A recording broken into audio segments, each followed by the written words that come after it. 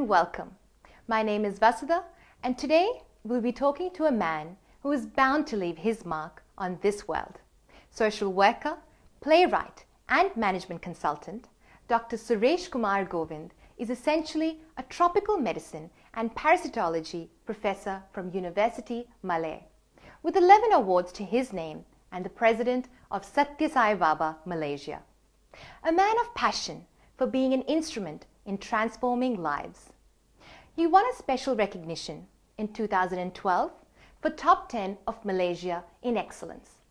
Google him up and you'll find endless links to his motivational talks, awards, and the contribution that he has faced with youth issues to the society that is facing in this day and age. His passion for transformation is palpable. He's a charismatic man with a genuine love for life. Indeed, Dr. Govind is an offspring of humor and such a joy to listen to. A very real message of how soul illumination and being is our gift of sharing through happiness and being centered in awareness. He is full of energy and so full of life, wisdom, and knowledge. It gives me immense pleasure in welcoming Dr. Suresh Govind. Welcome, Dr. Govind. Thank you for having me in this. It's wonderful to have you on our show. Thank you. So, that was a little bit of a description, but who is Dr. Govind? Really, he's just a person who's extremely enthusiastic about contributing to life, about changing the lives of people in order for them to experience greater happiness, enjoy, and live a stress-free existence. Wonderful. They say happiness is the source, but it's one of the hardest things to sustain in life. So how do you cultivate happiness in a practical sense? Actually, happiness is the easiest thing to be. In fact, it is the sadness and every other emotion that is the more difficult part to be in. For happiness, one just has to be in its natural state. They say tear glands have been given to man not to shed tears of bliss, not to shed tears of anger, fear, but to shed tears of bliss and happiness. In other words, man's nature is essentially to be happy. And that's what the flowers are, that's what the birds are, that's what the animal kingdom does. They just learn and they just know naturally how to be happy. But it is man, simply by the fact that he has adopted certain complex lifestyles, that he has somehow rather moved away from the state of happiness. So basically, to be happy is the most natural state. And to be happy there's this very simple formula to be happy. It is not to focus too much on the past, not to focus too much on the present. Just be in the present and enjoy the moment. And that's all. So, could you give us some examples, Doctor? How do we actually practice this in a practical sense in our day-to-day lives? Yes, for example, you look at the child. When ice cream is given to a child, a 2-year-old boy, he will take the ice cream and he will make his mouth wet with this ice cream. The ice cream will be dripping all over the place, but he's just enjoying the ice cream. He's not concerned about the consequence of where the ice cream falls. So when you are in it, because he's so immersed in it, he's just enjoying the present moment of experiencing the disappearance of the ice cream into his mouth, and he's happy. When you go to work, when you're constantly and completely absorbed in the work, when your mind is not troubled by the past, when you're not too anxious for the future, he's there at the workplace and he's so absorbed in it, suddenly he looks up at the clock and the time has passed. That means to say he has actually enjoyed his job. Enjoyment, happiness, in every sense of the word, is when we learn how to bring the heart, head and hands at the same spot. It's a simple formula of not making the mind drift to the past or drift to the future, but to be in the present. And that is a state, and that must be cultivated. And sometimes, because of the culture, because of peer pressure, because of friends, because of the way people live, so everybody quickly comes to the point of following a trend. And this is the same way, and people get depressed, people get anxiety attacks. It's all because of the simple reason of not having enough confidence. Actually, happiness comes from the root cause of one being confident. And that's the whole purpose of life. The whole purpose of life is, in fact, the entire education, the entire process of living is to confer man this simple state of being confident about yourself. Once we have self-confidence, happiness, joy, peace, everything will follow. So self-confidence and faith in your present moment. Yes, and that is the real, possibly the answer to how to be happy. Doctor, the world has never received a tsunami proportion of knowledge. And yet today, you have all these crises. Relationship issues, social unrest, drug addiction. One of the bigger diseases of life is now depression as opposed to cancer. Despite all the advancement, many feel the need to attend seminars on how to be happy. Why do you think that is so? Because, you see, you can acquire information. Yeah, we can Google and we can have access to so much of that, so many data, so much of information.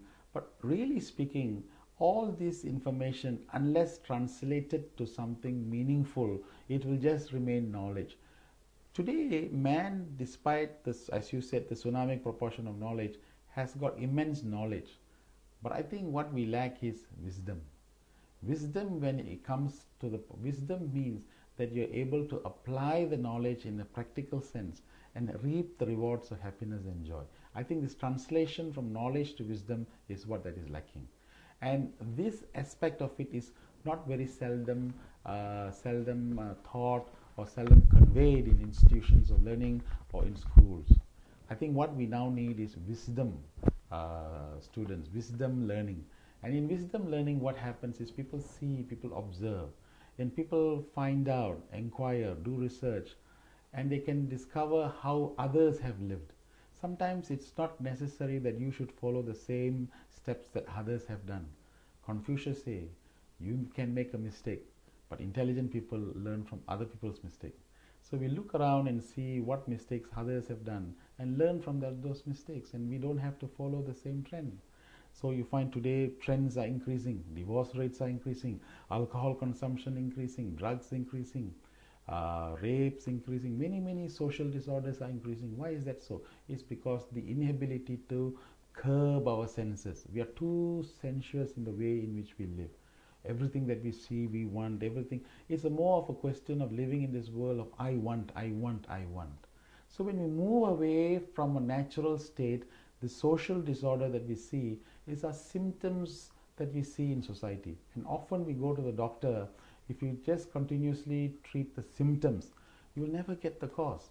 So you have to know what the cause is. And the cause is the non-alignment with your own self, and to the inability for the mind and the spirit to become one. There you will find peace and happiness. And then mind will not start to search and seek for the happiness in the external world. Why do one goes to the pub? Is to find happiness. Why is it that one finds a relationship with another? It's because he wants happiness. Everything that a man does in this world is to find happiness with something else outside. With a phone. Why is he calling his friend? Because he wants to be happy with his friend.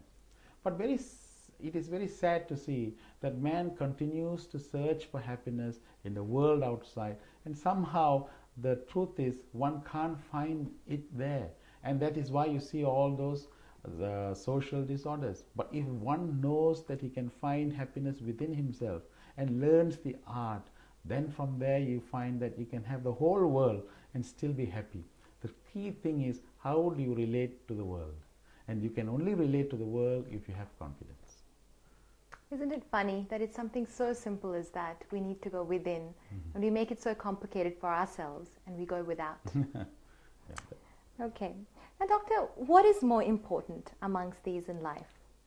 Happiness, popularity, success, money, love, or harmony? Or is it possible to get a full acquirement of the above? In everything that you said, the series of things that you mentioned there, all amounts to the fact that each one is searching happiness or searching for happiness in those things. So instead of going to find those things, find what happiness is, and you will find you will get everything else. You will get your love, you will get your money, you will get your wealth, you will get everything that you want. But you found that those, you will start to live for the real reasons. You will not start to become a person who pursue things for the sake of money, happiness, because you already have it. Once you have happiness as a resource, you'll have confidence, and then you'll know how to manage your resources. You'll have the right relationship with money. It is not bad that you become rich. You must be rich. You must have money. You must have wealth.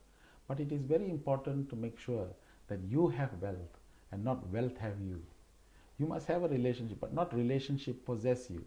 So in everything, it's about having the right relationship with these objects. And that comes from maturity. That comes from wisdom. And wisdom is a training of the mind. And that sometimes we abdicate. Parents abdicate, teachers abdicate. So when the real sense of when we abdicate these basic principles, suddenly the child is thrown out into society and he doesn't know how to relate. So he finds it out on his own, and therefore the social disorders, the social ills, and all these problems in society. The key thing is we must teach people how to live. You see, a doctor who goes for surgery, he has a 5-year training, and there is a specific training, there's a training process. After that he becomes a surgeon, only then he is allowed to enter into the operation theatre. For competency, for a living skill, there is a training. It is so strange that when we live in this world, for the life skill, we are allowed to find it out on our own. Nobody empowers life skills to us. We allow the world to come to us and to lash us with those experiences, and we allow each child to learn it by ourselves. But if there's a way in which we can empower every child to become confident within themselves and to face the onslaughts of life with confidence, then he will know how to have happiness within himself. The key thing is we abdicated that role to empower each one with life skills, but focus so much on the living ones. So living skill alone may not ensure success. It is living skills plus life skills, and that we must now bring it back in focus. Now this leads to the next topic which we'd like to talk about, which is positive thinking. Now we've established that you need to have self-confidence, and with self-confidence will you be able to actually find that happiness within. Now, since the explosion of the law of attraction concepts in public awareness in recent years, many people have been intrigued. And it's a topic that I too have been fascinated for quite some time. So with this opportunity, I'd like to ask you, Mr. Govind, what is the concept of our thoughts becoming our reality? Actually, the whole world will depend upon how you think. As the mind, so the world. So the whole reality, the external reality, is largely proportional to the arrangement, the quality, and the kind of thoughts man possesses. Supposing if you got up in the morning with a very depressive thought and you're very sad about certain things, even though the world will be cheerful, even though it may be sunny, but you'll find that the whole world very gloomy, not because the world was gloomy, because your mind was. So what sort of activities or what can we really do to make sure that our mind is always on the positive track? The number one thing that we must do is keep focusing on positive things. I give a good example. When you're going and you see a few friends coming and they're gossiping and they're talking negative about somebody. Your point, if you want to keep your positive, always focus on positive things. So with the gossip of a negative gossip will make your mind, gravitate your mind towards something negativity. So avoid. Do not indulge in the negative gossip. Just stand apart and watch. You may not necessarily abstain yourself, but just watch and be vigilant and don't get involved. Number two is that you must have a goal. The thing today is that people suddenly forgot that there is a higher goal to live for, something higher to aspire for. This is the surest way to keep your mind positive.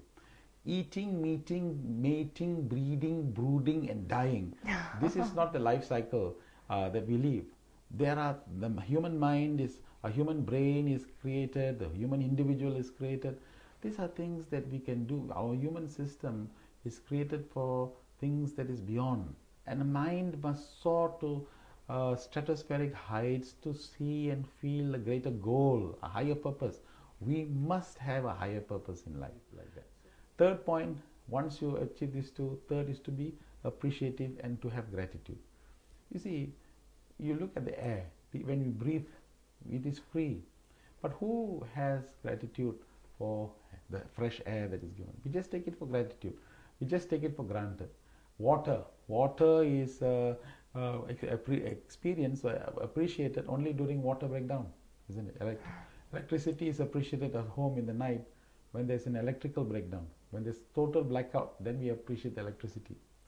So like that, there are a lot of people in our lives that have come, but we sometimes take people for granted. And one of the best ways to keep ourselves positive is that nobody owes us a living.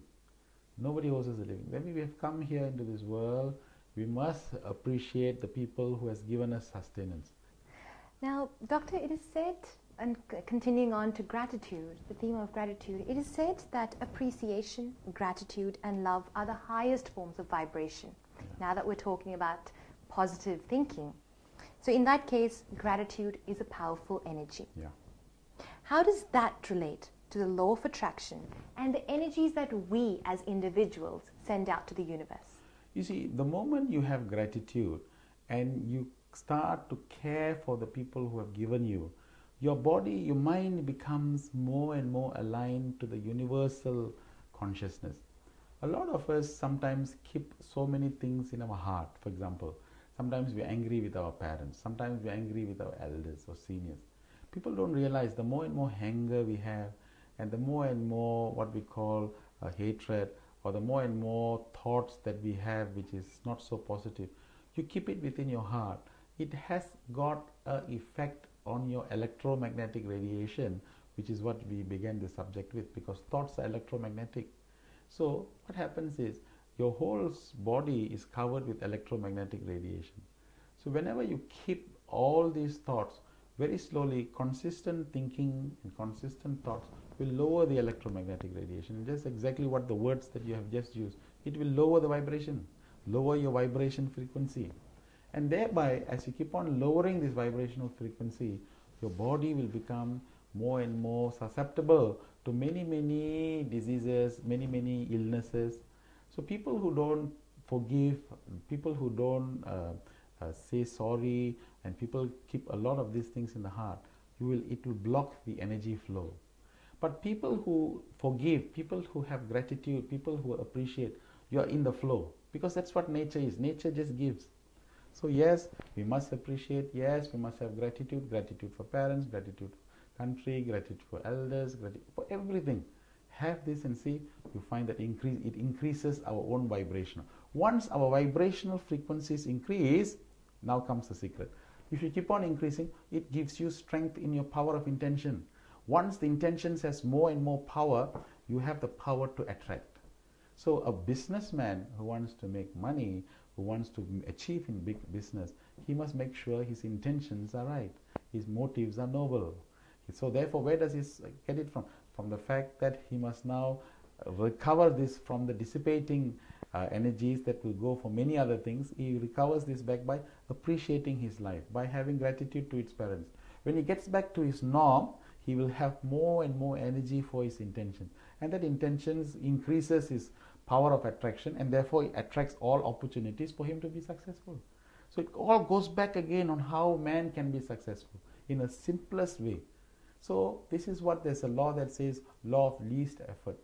Go back to nature and man can become successful in very simple ways without stress. You know, I think, Doctor, there are some people who get very caught up in this whole belief of destiny, fate, free will. You know, is there something called free will? Or are we just pretty much going by the prescripts that have been given to us? Which is why then I think they start falling prey to the idea that why do I even need to be positive? Because anyway it's going to happen the way it's going to happen. Yeah, but that's an easy way to do that. You know why? That's escapism. You see, that kind of thinking is what is called escapism. oh, it's meant to be, I'm meant to be a failure, so I just put my 2 legs, meant to be 2 legs. And that's, if people do that, nothing can move in this world. Success in life is 20% skill and 80% attitude. And the 80% attitude is what that is now failing the system. Somehow we must develop that attitude to a point in which we must now exercise our strong will, our powerful intention, our noble motives, and get up from where we have fallen and continue running. And I also think there's that law, the law of the universe, that whatever you give will come back to you as well. Yes. So only if you will start taking that attitude, yes, and go wanting to do service, and you want to respond, you want to actually give back, yes, then that will come back to you in need. Yes. Try and give peace to other people, it will boomerang back, you will get peace. Give joy to other people, you will get joy back. The world is just a mirror. How you see it is how you reflect. Well, there you have it. I'd like to thank Dr. Govind once again for taking his time out and shedding some light on how we can cultivate happiness in the most practical terms. When you think positive thoughts, you attract positive outcomes. Unfortunately, that's all we have time for today, but don't forget to catch us for our next show. See you soon.